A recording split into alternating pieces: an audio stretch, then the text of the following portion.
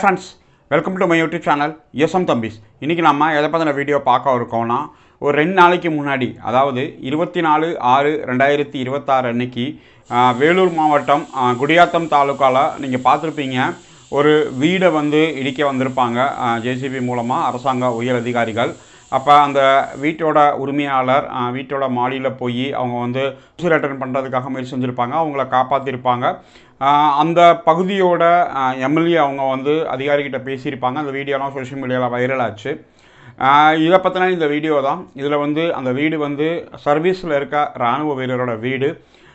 இந்த கேஸில் என்ன நடந்துக்கிட்டு இருக்குது, ஏது நடந்துக்கிட்டு இருக்குது, ப்ளஸ் இதனால் நம்ம என்ன தெரிஞ்சுக்கணும் அப்படிங்கிறதான் இந்த வீடியோட நோக்கம்.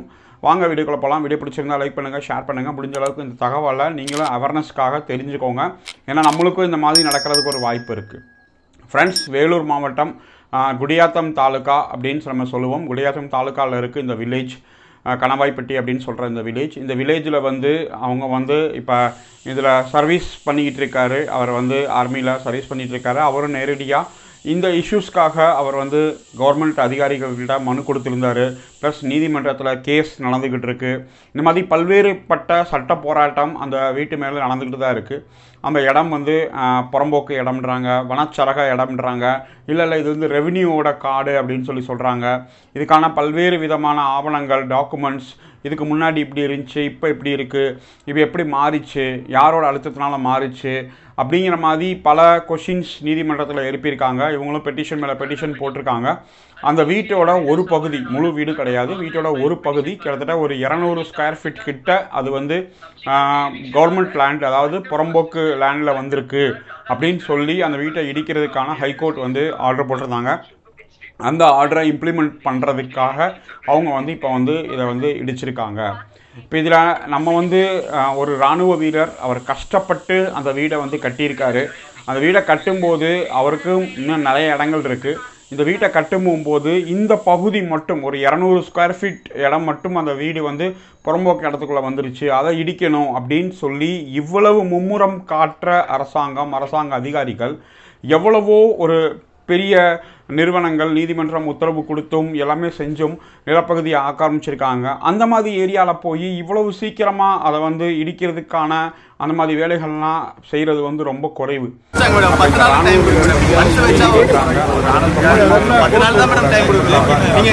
அவங்க வந்து ஆனால் அதிகாரிகள் இல்லை, இது வந்து நீதிமன்றம் உத்தரவு, நாங்கள் இது எதுவுமே செய்ய முடியாது, கோர்ட் ஆர்டரை நாங்கள் வந்து ஃபாலோ பண்ணி தான் ஆகணும், நீங்களும் ஃபாலோ பண்ணி தான் ஆகணும் அப்படிங்கிற மாதிரி ரொம்ப ஸ்ட்ரிக்டாக சொல்லி அந்த வீடை இன்றைக்கி வந்து இடித்து தள்ளிட்டாங்க. அப்போ இதுலேருந்து என்ன தெரிய வருது உங்களுக்கு? சட்டம் எப்போவுமே சட்டத்தோட கடமையை மதிக்கணும். சட்டம் வந்து எல்லாருக்கும் சமம். அவங்க நீதிமன்றம் என்ன சொன்னாங்களோ அதுதான் தீர்ப்பு. ஆனால் அதை நடைமுறைப்படுத்துறதுக்கு வரக்கூடிய அதிகாரிகள் கொஞ்சம் மனசாட்சியோடு நடந்துக்கணும். அந்த இராணுவ வீரர் அந்த வீட்டை கட்டுறதுக்கு அவ்வளவுக்கு சிரமப்பட்டிருப்பாங்க, அவ்வளவு கடன் வாங்கி அந்த வீட்டை கட்டியிருக்காங்க, எல்லாமே பண்ணியிருக்காங்க. அதுக்கு இன்றைக்கி வந்து நவீன ஒரு டெக்னாலஜி வந்துருச்சு. பில்லர் வந்து அப்படியே கட் பண்ணி ஒரு இடத்துல வந்து இன்னொரு இடத்த மொத்த வீட்டையும் ஷிஃப்ட் பண்ணிடலாம்.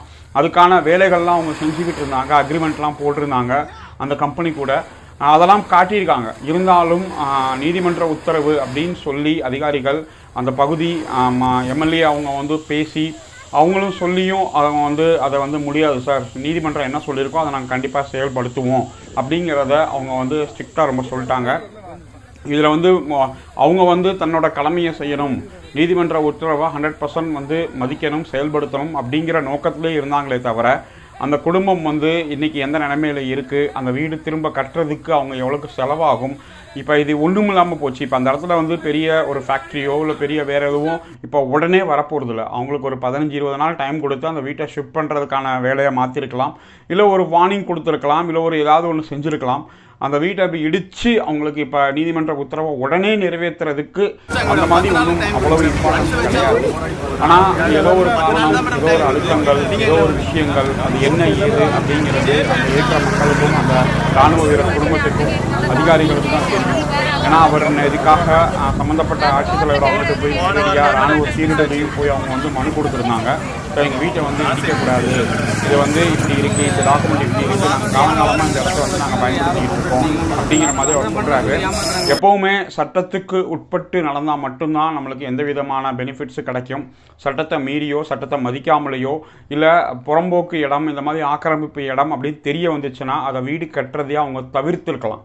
இப்போ அந்த நிகழ்ச்சி அவங்க செய்யாததால் இதோட பலன் வந்து இப்போ அவங்க இவ்வளோ கஷ்டப்பட்டு அந்த வீட்டை கட்டி கடைசியில் இடிக்கிற சூழ்நிலை ஆகிப்போச்சு.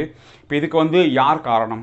சம்மந்தப்பட்ட வீட்டு உரிமையாளர்கள் காரணமா, இல்லை அரசாங்கத்தை குறை சொல்கிறதா, இல்லை அந்த டாக்குமெண்ட்ஸ் அரசு பதிவேடு அப்படின்னு நம்ம சொல்லுவோம், யூடிஆர் மற்ற விஷயங்கள்லாம் அதை மெயின்டைன் பண்ணவங்க வந்து அதை வந்து பட்டா நிலம் அப்படின்னு சொல்கிறாங்க, இல்லை இது வந்து புறம்போக்கு நிலம் அப்படின்றாங்க, ரெவின்யூ கார்டு அப்படின்றாங்க, இல்லை வனத்துறையோட கார்டு அப்படின்றாங்க. இதோட கிளாரிட்டி எங்கேயுமே இல்லை. இருந்தாலும் நீதிமன்றம் உத்தரவு அப்படின்னு சொல்லி இப்போ வந்து வீட்டை இடிச்சிட்டாங்க. இதுக்கு நம்மளோட தமிழகத்து முன்னாள் இராணுவ வீரர்கள் அனைவரும் ஒன்று சேர்ந்து இது வந்து இப்போ திரும்ப 2ஆம் தேதி, அதாவது ஜூலை 2, 2026 காலையில் 10 மணிக்கு அதே குடியாத்தம் ஆர்டிஓ அலுவலகத்தில் போய் மனு கொடுக்கறதா இருக்காங்க. என்ன மனு அப்படின்னு சொல்லி பார்த்தீங்கன்னா, இந்த மாதிரி தமிழகத்தில் திரும்ப யாருக்கும் நடக்கக்கூடாது. ப்ளஸ் இவங்களுக்கு வந்து ஏதாவது இழப்பீடு தொகை கண்டிப்பாக கொடுக்கணும். ஏன்னா அந்த வீடு வந்து அவ்வளோ இம்பார்ட்டன்ட் அவங்களுக்கு. அதுக்கு ஏதாவது வழி செஞ்சு கொடுக்கணும் அரசாங்கத்திட்ட சொல்லி. இது வந்து அதிகாரிகளோட அலட்சிய போக்குனால இது வந்து மாறி இருக்குது. அவங்க காலங்காத்துக்கான அவங்களுக்கான ஆதாரங்கள் வச்சுருக்காங்க, அவங்களுக்கான சரியான நேரம் கொடுக்கல. இப்போ ஹைகோர்ட்டில் வந்து ஸ்டே ஆர்டருக்கான கேஸ் போட்டு அது டிஸ்மிஸ் ஆனால் அடுத்த ஒரு 4 நாள் 5 நாள் 6 நாள்லேயே அவங்க வந்து இந்த வேலையை பண்ணியிருக்காங்க. அப்போ அதுக்கான ஒரு டைமிங் கொடுக்கல அப்படிங்கிற குற்றச்சாட்டாக இருக்குது அந்த வீட்டில் இருக்கிற இராணுவ வீரருக்கு. ப்ளஸ் அவங்க குடும்பத்தார் இங்கே இருக்கிறவங்க, அவங்க தான் இதை வந்து பார்த்துக்கணும்.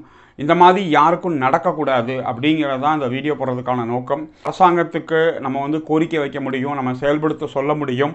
அதனால் எல்லாருமே ஜூலை 2ஆம் தேதி வர அங்கே இருக்க சங்கங்கள் எல்லாமே ஒன்று சேர்ந்து கோட்டாட்சியர் அவங்ககிட்ட மனு கொடுத்து அவங்களோட கோரிக்கையை வைக்கிறதா இருக்காங்க. அதனால் நீங்கள் கண்டிப்பாக கலந்துக்கணும் அப்படிங்கிற இந்த வீடியோ மூலமாக நம்ம கேட்டுக்கிறோம். நம்முடைய சேனலை லைக், ஷேர், சப்ஸ்கிரைப் செய்து தொடர்ந்து ஆதரவு கொடுங்கள். நம்முடைய சேனலுக்கு உங்களுக்கு விருப்பம் இருந்தால் மெம்பர்ஷிப் ஜாயின் செய்து கொள்ளுங்கள்.